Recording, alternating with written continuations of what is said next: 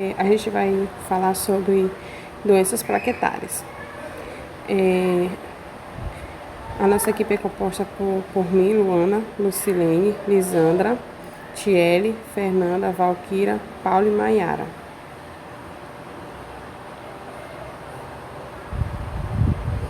Bem, eu vou falar um pouco sobre plaquetas. Como sabemos, as plaquetas elas são anucleadas, né? As plaquetas elas são fragmentos presentes no sangue e é produzida a partir de megacariócitos da medula óssea. Temos no nosso organismo humano mais ou menos 70% dessas plaquetas presentes na circulação e 30% no baço.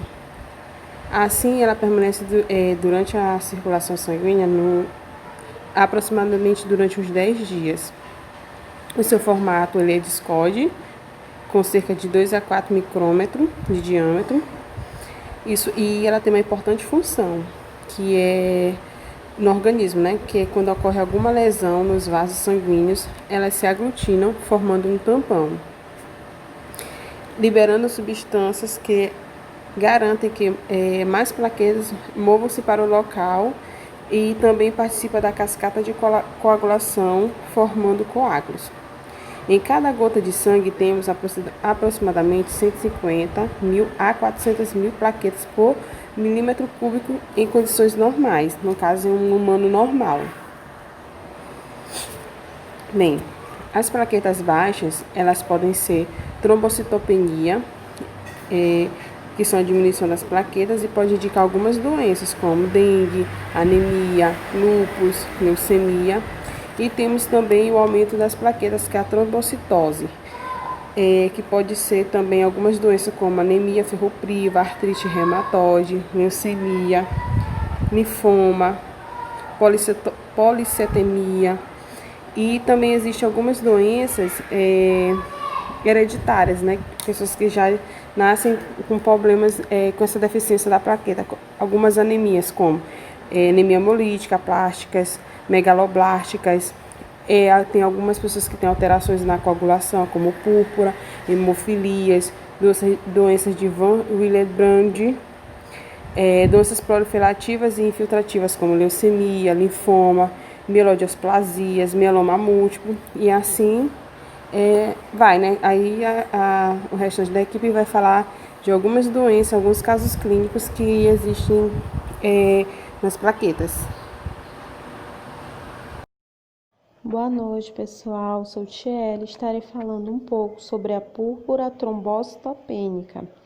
Bom, o nome púrpura ele é uma referência às manchas roxas ou avermelhadas indicativas de sangramentos que aparecem na pele. Púrpura trombocitopênica imunológica ele é uma doença autoimune que se caracteriza pela destruição das plaquetas, que são as células produzidas na medula óssea e ligadas ao processo de coagulação inicial do sangue. Como já falado, ela é uma doença autoimune, ou seja, ela ocorre porque o sistema de defesa do organismo erroneamente ataca e destrói as plaquetas. A causa da reação autoimune ainda não foi identificada. Em alguns casos, ela está relacionada a infecções, outras doenças autoimunes, vacinações, transfusão de sangue, quimio e radioterapia, ou também uso de medicamentos que estimulam o sistema imunológico. Bom, falando um pouco sobre os sintomas da púrpura, eles surgem quando a queda de número de plaquetas compromete o processo de coagulação do sangue a ponto de provocar sangramentos. Os mais típicos são os sangramentos que se localizam na pele ou nas mucosas, sob a forma de petequias, né, que são manchas pontiformes, ou esquimoses, que são aquelas manchas maiores. Pode ocorrer também sangramentos nasais, nas gengivas, gastrointestinais ou no trato urinário. A ocorrência de edemas, que são dor nas pernas, hemorragias menstruais, esses são mais difíceis de controlar.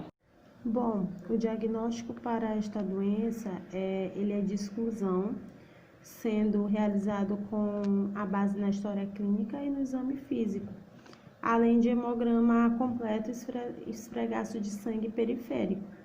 O diagnóstico ele é realizado quando houver a presença de trombocitopenia, menos de 100.000 plaquetas por milímetros cúbicos, isolada, sem alterações nas outras séries do hemograma e no esfregaço de sangue periférico, a ausência de outras condições clínicas que cursam com trombocitopenia, como infecções, doenças autoimunes, neoplasias, efeitos adversos de medicamentos, entre outras.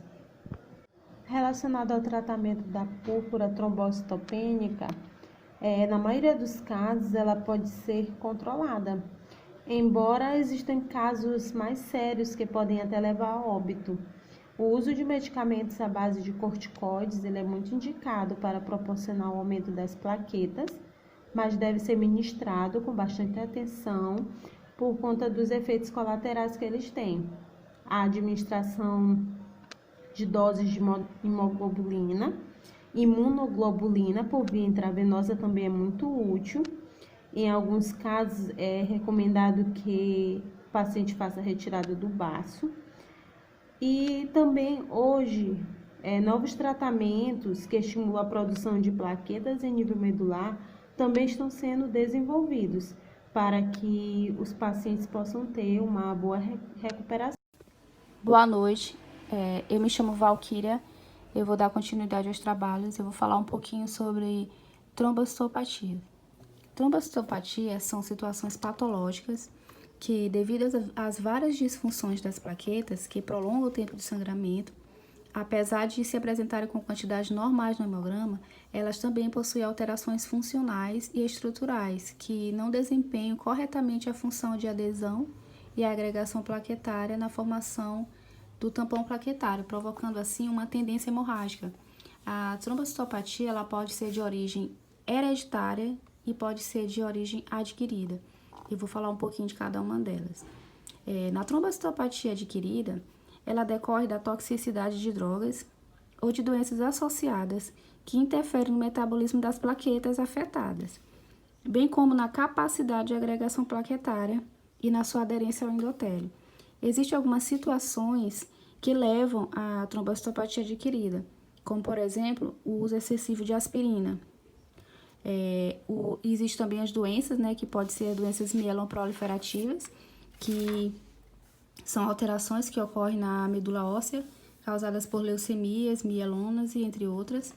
Tem também algumas drogas antiplaquetárias que causam, que eu posso citar aqui a sulfapirazona, o dipiramidol, a prostaciclina, o dextran.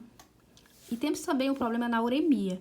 A uremia ela altera o metabolismo do ácido araquidônico e reduz o nível de tropaxana, causando assim um sangramento espontâneo. Essas são algumas das situações que podem levar à trombocitopatia adquirida. Já na trombocitopatia hereditária, existem algumas situações, como por exemplo a doença de Glasman, a síndrome de Bernard-Soulier e a doença de armazenamento. O que são essas trombocitopatias hereditárias? Elas são decorrentes de alterações genéticas na formação de proteína ou enzimas que compõem os grânulos plaquetários, bem como os seus receptores de membrana desta célula sanguínea. Estas situações patológicas interferem no metabolismo das plaquetas, afetando a agregação plaquetária e a sua aderência ao endotélio. Como, por exemplo, na doença de Glasman, as plaquetas têm receptores GP2B, que fixam o fibrinogênio. Na doença, há uma deficiência no receptor, não deixando o fibrinogênio fazer a ligação com as plaquetas, e assim elas não conseguem se agregar. Como tem aqui na imagem que eu coloquei aqui no slide, vocês podem dar uma olhadinha que tem aqui as plaquetas fazendo a ligação normal, e mais abaixo tem a sua deficiência no receptor GP2B. Já na síndrome de Bernard-Soulier, também existe um receptor, só que esse receptor é o GP1B, que se liga normalmente ao fator de von Willebrand, que fica do plasma. Esse fator ele faz com que as plaquetas se liguem ao endotélio, promovendo uma adesividade das plaquetas com o endotélio. Nessa síndrome, quando as plaquetas estão normais, elas não possuem GP1B deficiente. Aliás, elas possuem o GP1B deficiente e não funcionante. elas não conseguem se ligar ao fator de von Willebrand, portanto, não conseguem fazer adesividade às células endoteliais. Então, nessa síndrome, as plaquetas elas ficam bem grandes, elas ficam gigantes, que é essa deficiência que se torna. E também vou falar um pouquinho da doença de armazenamento. Na doença de armazenamento, existe a deficiência de grânulos, que faz com que as plaquetas se apresentem na cor cinza e também causa o sangramento espontâneo. Existem alguns testes que a gente pode estar fazendo para o diagnóstico, que pode ser o teste de sangramento e o teste de agregação plaquetária, que eles podem fazer aí para estar tendo um diagnóstico dessa trombocitopatia. Obrigada, boa noite. Boa noite, meu nome é Fernanda e eu vou falar sobre a doença de von Willebrand. Bom, em 1926, o Dr. Eric Willebrand ele descobriu essa doença. Ela é uma doença hereditária, autossômica recessiva. Ela atinge 1% da população em casos raros. Ela é uma condição de saúde que pode causar hemorragia prolongada ou excessiva. A doença de von Willebrand é geralmente hereditária, mas em alguns casos raros ela pode ser adquirida ao longo da vida. Existem 4 tipos da doença de von Willebrand. Tipo 1, essa é a forma mais comum da doença, em que os níveis do fator de von Willebrand são baixos e algumas pessoas o nível do fator 8 também. Os sinais e sintomas desse tipo de doença são geralmente ligeiros e moderados. Já o tipo 2, o fator de von Willebrand está presente, mas não funciona corretamente. Os sintomas tendem a ser mais fortes. O tipo 3 é um dos tipos mais raros da doença. Nela, o fator de von Willebrand é completamente ausente e os níveis do fator 8 são baixos. Os sinais podem ser graves, como hemorragia nas articulações e nos músculos. Von Willebrand é uma doença adquirida, que seria a 4ª, e é um tipo raro. Esse tipo de doença não é herdada de seus pais, elas se desenvolvem ao longo da vida, por razões que os médicos só podem supor. A doença de von Willebrand é geralmente causada por um defeito herdado nos genes que controla a produção de uma proteína importantíssima no processo de coagulação do sangue, a chamada do fator de von Willebrand. Quando a quantidade dessa proteína é escassa ou pelo menos não está funcionando corretamente devido a anomalias estruturais, as plaquetas do sangue podem não se juntar nem fixar-se à parede dos vasos sanguíneos, quando estes sofrerem alguma lesão. O resultado é a interferência no processo de coagulação, levando a um quadro persistente de hemorragia. Além disso, o fator de von Willebrand carrega ainda uma substância adicional, chamada de fator 8, que estimula a coagulação sanguínea. Muitas pessoas com a doença de von Willebrand têm baixos níveis de fator 8. A causa para esta doença é geralmente genética e, portanto, congênita. No entanto, alguns casos raros desenvolvem a condição com o passar dos anos, sem ter herdado nenhum gene dos pais. Para esses casos de doença de von Willebrand adquirida, a causa exata ainda não está clara para os médicos. Alguns pesquisadores acreditam que se trata de uma doença autoimune, ou então que a doença possa ser ligada ao hipotiroidismo ou ao uso de determinados medicamentos, como anticonvulsivantes e antibióticos. Em muitas pessoas com a doença de von Willebrand, os sinais e sintomas são brandos e até podem mesmo ser ausentes, o que pode dificultar e muito da hora do diagnóstico. Quando ocorrem, sua intensidade, no entanto, costuma variar de uma pessoa para outra. Sangramento anormal é o sinal mais comum de uma doença de von Willebrand. Os episódios de sangramento podem ser recorrentes e prolongados, ou até mesmo leves e moderados. Os tipos de sangramento mais comum incluem sangramento da gengiva, aumento do fluxo menstrual, sangramento excessivo, de um corte ou após uma extração de dente, por exemplo, presença de sangue nas fezes ou urina. As pessoas com essa doença podem também apresentar hematomas com mais facilidade e algumas contusões, caracterizadas pela presença de caroços que se formam embaixo da pele. É muito comum um paciente com doença de von Willebrand se dar conta de que tem algum problema de sangramento somente após um procedimento cirúrgico ou um trauma grave que tenha havido sangramento excessivo. Procure ajuda médica se você estiver com algum sangramento prolongado, se tiver algum histórico desse problema na sua família, ou estiver com cirurgia marcada. Muitas pessoas com a doença de válvula lembrante podem apresentar sinais muito leves ou pode até mesmo não manifestar sintoma algum. Para essa razão, a doença pode ser de difícil diagnóstico. O médico vai solicitar a realização de alguns exames de sangue específicos que ajudarão a determinar a causa exata dos sintomas. Se confirmado o diagnóstico de doença com válvula lembrante, os exames mostrarão bem qual tipo de doença que a pessoa tem. O exame físico feito no próprio laboratório médico, combinado com um questionário sobre o histórico clínico e familiar do paciente, além de exame de sangue, são capazes de diagnosticar a doença. Mas, em alguns casos, o médico poderá pedir alguns exames extras, adicionais, como teste do antígeno do fator de válvula lembrante, teste de cofator da resitocetina, um antibiótico, teste de fator 8, teste de agregação plaquetária e contagem de plaquetas. Sobre o tratamento da doença válvula lembrante, tem como principal objetivo elevar as concentrações plasmáticas de proteína deficiente quando ocorrem as manifestações hemorrágicas, ou até mesmo antes da realização de procedimento cirúrgico invasivo, por meio da infusão de um medicamento chamado DDAVP, que eleva os níveis do fator Waldegrand e reduz as chances do sangramento. Esse medicamento, no entanto, não funciona para todos os tipos de doença de válvula lembrante. O médico deverá identificar possíveis alternativas para os pacientes que não puderem fazer uso dessa medicação. Para conviver com essa doença, o ideal para evitar complicações é você adotar alguns passos. Seria evitar o uso de analgésicos, que afinem o sangue, como a aspirina. Conversar com os médicos sempre antes de fazer qualquer procedimento, por causa do seu diagnóstico, principalmente se tiver alguma intervenção cirúrgica. Manter seu peso em níveis normais e procure permanecer fisicamente ativo. Evite atividade que possa causar hematoma.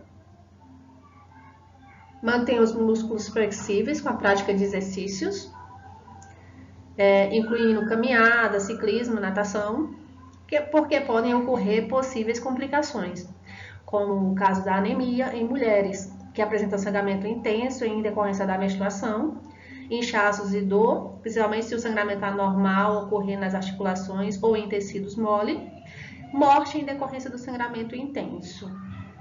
Para a prevenção, pode se tratar de uma doença de causa majoritária genética, não há como prevenir a doença, válvula lembrante.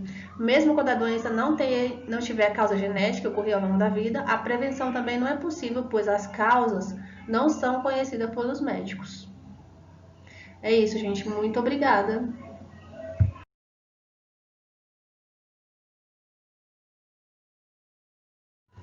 Boa noite, meu nome é Fernanda e eu vou falar sobre a doença de Willebrand. Bom, em 1926, o Dr. Eric Willebrand, ele descobriu essa doença. Ela é uma doença hereditária, de autossômica recessiva. Ela atinge 1% da população em casos raros. Ela é uma condição de saúde que pode causar hemorragia prolongada ou excessiva. A doença de Willebrand é geralmente hereditária, mas em alguns casos raros ela pode ser adquirida ao longo da vida. Existem 4 tipos da doença de Willebrand. Tipo 1, essa é a forma mais comum da doença, em que os níveis do fator de Willebrand são baixos e algumas pessoas os níveis do fator 8 também. Os sinais e sintomas desse tipo de doença são geralmente ligeiros e moderados. Já o tipo 2, o fator de Willebrand está presente, mas não funciona corretamente. Os sintomas tendem a ser mais fortes. O tipo 3 é um dos tipos mais raros da doença. Nela, o fator de Willebrand é completamente ausente e os níveis do fator 8 são baixos. Os sinais podem ser graves, como hemorragia nas articulações e nos músculos. Willebrand é uma doença adquirida, que seria a 4ª, e é um tipo raro. Esse tipo de doença não é herdada de seus pais, elas se desenvolvem ao longo da vida por razões que os médicos só podem supor. A doença de Willebrand é geralmente causada por um defeito herdado nos genes que controla a produção de uma proteína importantíssima no processo de coagulação do sangue. a chamada do fator de Van Willebrand. Quando a quantidade dessa proteína é escassa ou pelo menos não está funcionando corretamente devido a anomalias estruturais, as plaquetas do sangue podem não se juntar nem fixar-se à parede dos vasos sanguíneos, quando estes sofrerem alguma lesão. O resultado é a interferência no processo de coagulação, levando a um quadro persistente de hemorragia. Além disso, o fator de Van Willebrand carrega ainda uma substância adicional, chamada de fator 8, que estimula a coagulação sanguínea. Muitas pessoas com a doença de Van Willebrand têm baixos níveis de fator 8. A causa para esta doença é geralmente genética e, portanto, congênita. No entanto, alguns casos raros desenvolvem a condição com o passar dos anos, sem ter herdado nenhum gene dos pais. Para esses casos de doença de Van Willebrand adquirida, a causa exata ainda não está clara para os médicos. Alguns pesquisadores acreditam que se trata de uma doença autoimune, ou então que a doença possa ser ligada ao hipotiroidismo ou ao uso de determinados medicamentos, como anticonvulsivantes e antibióticos.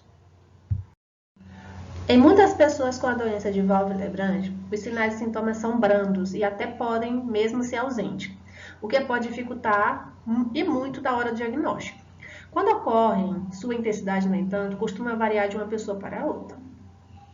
Sangramento anormal é o sinal mais comum de uma doença de Van Willebrand. Os episódios de sangramento podem ser recorrente e prolongado, ou até mesmo leves e moderados. Os tipos de sangramento mais comum incluem sangramento da gengiva, aumento do fluxo menstrual, sangramento excessivo, de um corte ou após uma extração de dente, por exemplo, presença de sangue nas fezes ou urina. As pessoas com essa doença podem também apresentar hematomas com mais facilidade e algumas contusões, caracterizadas pela presença de caroços que se formam embaixo da pele. É muito comum um paciente com doença de Van Willebrand se dar conta de que tem algum problema de sangramento somente após um procedimento cirúrgico ou um trauma grave que tenha havido sangramento excessivo. Procure ajuda médica se você tiver com algum sangramento prolongado, se tiver algum histórico desse problema na sua família, ou estiver com cirurgia marcada. Muitas pessoas com a doença de Van Willebrand podem apresentar sinais muito leves, ou pode até mesmo não manifestar sintoma algum. Para essa razão, a doença pode ser de difícil diagnóstico. O médico vai solicitar a realização de alguns exames de sangue específicos que ajudarão a determinar a causa exata dos sintomas. Se confirmar o diagnóstico de doença por Van Willebrand, os exames mostrarão bem qual tipo de doença que a pessoa tem. O exame físico feito no próprio laboratório médico, combinado com um questionário sobre o histórico clínico e familiar do paciente, além de exame de sangue, são capazes de diagnosticar a doença. Mas, em alguns casos, o médico poderá pedir alguns exames extras adicionais, como teste do antígeno do fator de Van Willebrand, teste de cofator da resitocetina, um antibiótico, teste de fator 8, teste de agregação plaquetária e contagem de plaquetas. Sobre o tratamento da doença Van Willebrand, tem como principal objetivo elevar as concentrações plasmáticas de proteína deficiente quando ocorrem as manifestações hemorrágicas, ou até mesmo antes da realização de procedimento cirúrgico invasivo, por meio da infusão de um medicamento chamado DDAVP, que eleva os níveis do fator Van Willebrand e reduz as chances do sangramento. Esse medicamento, no entanto, não funciona para todos os tipos de doença de Van Willebrand. O médico deverá identificar possíveis alternativas para os pacientes que não puderem fazer uso dessa medicação.